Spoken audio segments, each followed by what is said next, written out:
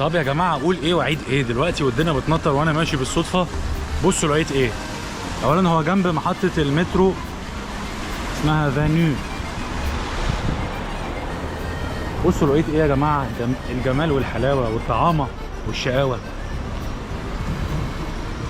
الفونتين الجميله دي فونتين الفلاح المصري في باريس. شايفين يا جماعه الجمال والحلاوه؟ بصوا بصوا.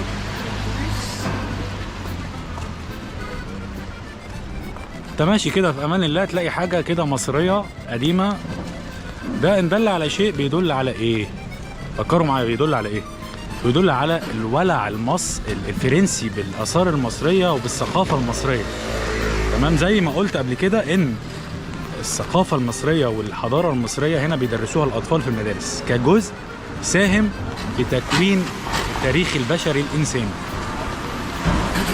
يعني ممكن سهل جدا ان انت وانت ماشي تلاقي مثلا مجسم لهرم، تمثال مصري فرعوني، حاجه من هذا القبيل.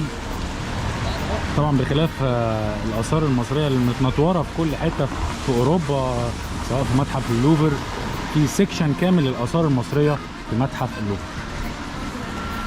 لو مش عارف العنوان هو في ستاسيون فانو. طبعا تاريخ مفهورة الفلاح المصري. طبعا اللي بيظهر قدامنا ده دلوقتي تمثيل للفلاح المصري، شايل في ايديه إناءين بيحملوا الماء. طبعا ده تأثير للحضارة المصرية بعد الحملة الفرنسية على مصر.